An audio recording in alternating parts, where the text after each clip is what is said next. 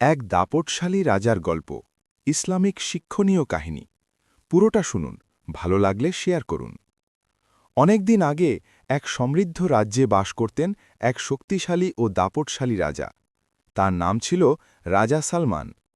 তার সেনাবাহিনী ছিল বিশাল ধন সম্পদ ছিল অগণিত আর প্রজারা তার ভয়ে সব সময় মাথা নিচু করে চলত রাজা সালমান বিশ্বাস করতেন ক্ষমতা মানেই শ্রেষ্ঠত্ব তিনি ভাবতেন পৃথিবীতে তার চেয়ে শক্তিশালী কেউ নেই একদিন দরবারে বসে তিনি বললেন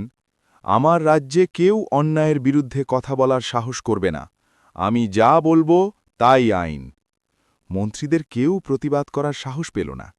কিন্তু একজন বৃদ্ধ আলেম দরবারে দাঁড়িয়ে বললেন হে রাজা প্রকৃত ক্ষমতা আল্লাহর মানুষের ক্ষমতা ক্ষণস্থায়ী রাজা ক্রোধে চিৎকার করে বললেন এই বৃদ্ধকে কারাগারে নিক্ষেপ করো সময়ের সাথে রাজা আরও নিষ্ঠুর হয়ে উঠলেন দরিদ্রদের ওপর কর বাড়ানো হল যারা অভিযোগ করত তাদের শাস্তি দেওয়া হতো মানুষ ভয়ে নীরব হয়ে গেল রাজ্য ধীরে ধীরে ভয়ের রাজ্যে পরিণত হল এক বছর রাজ্যে ভয়াবহ খরা দেখা দিল বৃষ্টি হল না ফসল নষ্ট হয়ে গেল মানুষ না খেয়ে দিন কাটাতে লাগল রাজা ধনভাণ্ডার পূর্ণ রেখেই প্রজাদের সাহায্য করলেন না একদিন তিনি প্রাসাদের ছাদে দাঁড়িয়ে দেখলেন ক্ষুধার্ত মানুষ খাবারের জন্য কাঁদছে তারপরেও তার হৃদয় কঠিন রইল রাজার এক বিশ্বস্ত সৈনিক বলল মহারাজ কারাগারে বন্দী বৃদ্ধ আলেমটি আপনার সাথে কথা বলতে চান রাজা তাকে আনার নির্দেশ দিলেন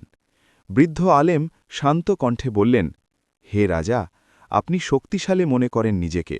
কিন্তু যদি আল্লাহ বৃষ্টি বন্ধ করে দেন আপনার ক্ষমতা কি এক ফোঁটা পানি নামাতে পারে রাজা নীরব হয়ে গেলেন সেই রাতে রাজা ঘুমাতে পারলেন না তিনি ভাবলেন আমার সৈন্য আছে কিন্তু বৃষ্টি আনতে পারি না আমার ধন আছে কিন্তু মানুষের ক্ষুধা থামাতে পারি না আমার ক্ষমতা আছে কিন্তু মৃত্যুকে থামাতে পারি না তিনি বুঝলেন তিনি প্রকৃতপক্ষে দুর্বল পরদিন রাজা সাধারণ পোশাক পরে মসজিদে গেলেন তিনি সেজদায় পড়ে কাঁদতে লাগলেন হে আল্লাহ আমি অহংকারী ছিলাম আমি মানুষের উপর জুলুম করেছি আমাকে ক্ষমা করুন তারপর তিনি ঘোষণা দিলেন দরিদ্রদের কর মাফ রাজকোষ থেকে খাদ্য বিতরণ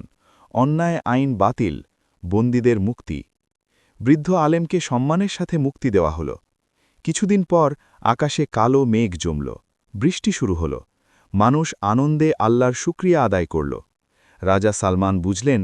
ক্ষমতা নয় ন্যায় ও নম্রতায় একজন শাসকের প্রকৃত শক্তি শিক্ষণীয় বিষয়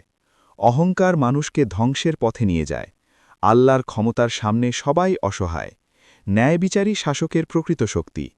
তওবা করলে আল্লাহ ক্ষমা করেন মানুষের সেবা করা ইবাদতের অংশ গল্পটি কেমন লেগেছে কমেন্ট করে জানান